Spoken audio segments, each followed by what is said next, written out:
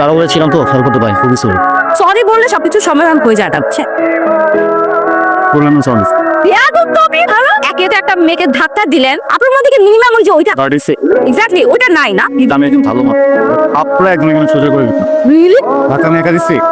100 মানুষ চলে আসবে, একটা জাস্ট চিৎকার দিব বুঝছেন। তারপর আপনাদের মতো ছেলেদেরকে ক্রিমিনালাইজ করতে হয় জানেন, ছেঁচা দিতে হয় ছেঁচা। সাউন্ড কোথাকার। আই ছেলে, তুমি এখানে দাঁড়িয়ে পেয়াদের মতো সিগারেট আনছো কেন? চায়ের দোকানে তো আঙ্কেল চা সিগারেটই খাবো, তাই না? তোমার কথাবার্তা তো বেয়াদবের মতো। একজন শিক্ষকের সামনে দাঁড়িয়ে কিভাবে আচরণ করতে হয় সেটা কি তোমার বাবা মা শেখায় নাই? গলায় একটা প্ল্যাকার্ড লাগাই ঘুরবেন, আমি একজন মাননীয় শিক্ষক। আমি তোমার বাবাকে জানাচ্ছি। মানে মানে তুমি যে ফ্ল্যাটে থাকো তার উপরে আমি থাকি। আমি হচ্ছে কি, আমি না আসলে রেগুলার স্মোকারই না, রেগুলার সিগারেট খাই না। মাথা গরম হলে সিগারেট খেতে হবে, এটা তোমাকে কে বলেছে? এটা ভুলে গেছে, মাফ করে দেন। তোমাকে ক্ষমা করা যাবে না। বাবাকে বলবেন? হ্যাঁ অবশ্যই। ঠিক আছে। ও এটা সিগারেট ওঠো। তুমি আবার একটা না দুইটা সিগারেট ধরিয়েছো। আমি মামা, এই মহল্লায় অনেকে মাইর খাইতো বুঝছো, আরে বাপের বয়সী, এই জন্য মাইরটা খায় না। হ্যালো হাই এক্সকিউজ মি, কি আমাকে ফলো করতে করতে বাসায় চলে আসছে আমার? আমি যদি সহজ মস্তিষ্কে সহজ ভাষায় বলে, আপনি আমাকে ফলো করতেছেন। আপনারা তেমন বলবেন, আপনি এই বাসাতেই থাকেন। আমি এই বাসাতেই থাকি। ফ্ল্যাট নাম্বার কত? ফোন নাম্বার জিজ্ঞেস করলেন না? ওই যে ফ্ল্যাট নাম্বার।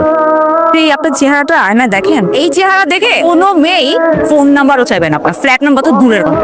আমি তো মনে হয় আমার বাসায় যাচ্ছিলাম, হঠাৎ করেই কোনো কারণ ছাড়া পিছন থেকে একটা মেয়ে আমাকে ডাক দিল, কারণ ছাড়াই কথা বলা শুরু করলো। কারণ সে কারণ ছাড়াই আমাকে পছন্দ করে। ভালো থাক। রুশো, গতকাল তুমি আমার ফোন ধরেন কেন? আরে বাবু আর বলো না, ওই যে তোমা তো ব্রেকআপ হচ্ছে না, অনেক কষ্ট পাইছে বুঝছো, কান্নাকাটি করতেছিল, আমাকে বলছে সান্ত্বনা দিতে দিতে ফোনটা হয়। সরি। এই তোর আমি বারণ করছি ওর সাথে কথা বলতে না, ওর চরিত্রের সমস্যা আছে, ওর জন্য এত কিসের যন্ত্রণা? বুঝলাম না বিষয়টা, তুমি তুই তো করে করতেছো। আমি তো তোমাকে নিয়ে আসছি, তোমার ফ্রেন্ডটা একটা কষ্ট পেলে আমি কি সান্ত্বনা দিতে যাবো না? সোমার জন্য খুব কষ্ট লাগে, বুকে চিনচিন করছে, হায় মন শুধু সোমাকেই চায়। তোমার তো অনেকগুলো ফ্রেন্ড আছে, তুমি তো ফ্রেন্ডদেরকে নেবে, আমি কিছু বলি না তাই না? এবার ফ্রেন্ড তো, তুমি তো গার্লফ্রেন্ড, দুটোর মাঝখানে পার্থক্যটা বুঝবে না? আমার ফ্রেন্ডরা ঠিকই বলতো, ওর আসলে চরিত্রের সমস্যা। ও আচ্ছা, ওই যে ওই ফ্রেন্ড গুলো বলছে না যে সারাদিন পট খায়, পট খাওয়ালে থাকে, ওই তো বলছে তাই না? তোমার তো চোখগুলো যেন কেমন লাগতেছে, সারা খাইছো না? তোমার এসব গাংজটি বন্ধনের কোনো আমার সঙ্গে সোহান বল, বুঝছো? রুশো, সোনা পাখি একটু কাছে আসবা, কথা ছিল। ব্রেকআপ ফাইজারি পাইছেন না, রাস্তায় একটা মেয়েকে একা পাইছেন আর খুব সাহস বেড়ে জুতা দিয়ে পিঠে একদম রমনা করে ফেলবে একটা, বুঝছেন? আরে চলো না চিপায় যায়, আরে পরে ফোন দিও, চলো চিপায় যা।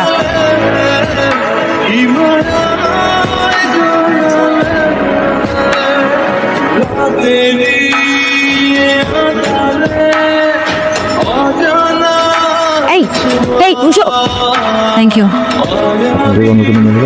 আমার জায়গায় অন্য কোনো মেয়ে হলে আপনাকে অনেক থ্যাঙ্কস দিত অ্যান্ড অবশ্যই একটা ট্রিট দিত। আমিও আপনাকে একটা ট্রিট অবশ্যই দিব কালকে। একসাথে যাই তাহলে? নিচে এসে যাবো।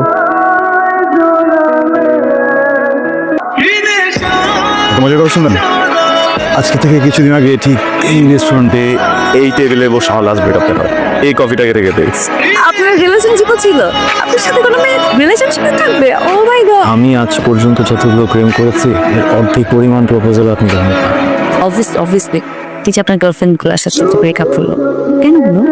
আমার কোনো প্রেমিকাই কেন যেন 6 মাসের বেশি আমাকে সহ্যই করতে পারেন, 6 মাস পরেই কেন যেন আমার চেহারাটা ওদের আর ভালো লাগে না।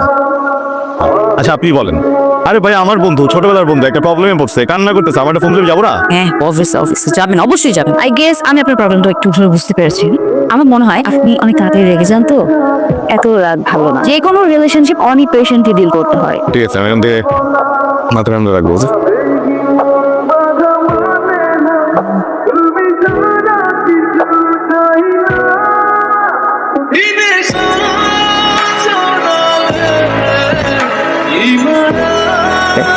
তারপর বলেন কালকে কি করছেন? আগামীকালকে কেন? বেরিয়ে আছেন কিনা সেটা বলেন। ধরেন পিয়াজ। ভালো বের হই, ঘুরি ফিরি খুঁজে থাকি। ওকে তুমি এত রাতে কার সাথে কথা বলছিলে? বাবা কই না তো, মানে আমি কিন্তু বুঝতে পারি তুমি কোন পথে হাঁটছো। বাবা আমি তুমি যে পথে হাঁটছো না, এইভাবে যদি তুমি চলতে থাকো আমি কিন্তু অতি দ্রুত তোমার বিয়ে দেওয়ার ব্যবস্থা করবো।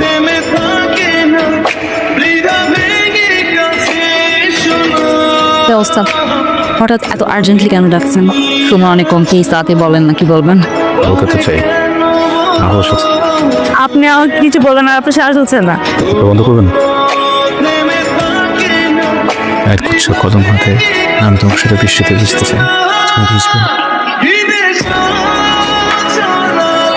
আসলে আমার মা আমার বাবাকে ছেড়ে চলে যাবার পর থেকে বাবা প্রেম ভালোবাসা একদম পছন্দ করে না। আপনাকে আমি বন্ধুর মতোই সবসময় ভেবেছি। আসলে ওনার চাওয়াটা আমার কাছে অনেক বেশি ম্যাটার করে। তাকে কষ্ট দিয়ে আমি কারোর সঙ্গে ভালো থাকতে পারবো না, আপনার সাথে I really don't want to hurt you, but I don't have any way.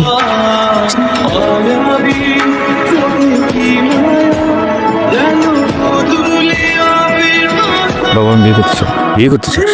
বিয়ে করে যে মেয়েটাকে আনবি তার ভরণ পোষণ কিভাবে দিবি? বাবা আমি এত কিছু জানতে চাইনি, তাই না? আমি বিয়ে করতে চাই। বিয়েটা যদি 2 দিনের ভিতর না হয় খুব খারাপ হয়ে যাবে। হ্যালো, কে? আমি রাইসা। জি বলেন। আমি না রুশোকে রিচ করতে পারছি না, মানে ওই দিনের পর আমার মনে হয় আমাকে সব জায়গা থেকে ব্লক করে দিয়েছে।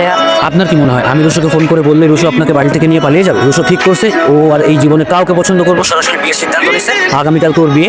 আপনি এক কাজ করুন, আপনি নিজের মতো করে বিয়েটা করেন, ঠিক আছে? ভালো থাকবেন। অনেক হ্যালো, আসলে কি বলবো বুঝতে পারছি না। ফার্স্ট এক্সপিরিয়েন্স, আপনাকে চিনি না, শুধু এতটুকু জানি আপনার প্রতি আমার বেশ কিছু দায়িত্ব আছে।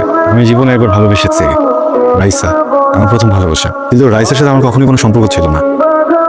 আমি না এই ব্যাপারটা নিতে পারছিলাম না। মনের কথাটা বলতে পেরেও মানুষটাকে পেলাম না। সারাক্ষণ ওকে নিয়ে ভাবতে থাকি। দেখুন আজকে আমার বিয়ে, আজকে এখানে এসেও সারাক্ষণ ওকে নিয়ে কথা বলবো। আমি এখান থেকে বেরোতে চাই। এই ছিল তাহলে তোমার মনে?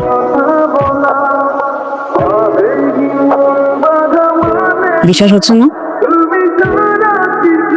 এই থাপ্পড়টা কেন দিলাম জানো? আমার বাবার সাথে বেয়াদবি করবার জন্য।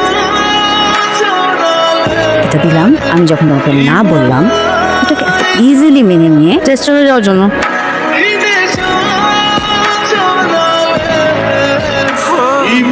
এটা দিলাম শুধুমাত্র আমাকে ভালোবাসে।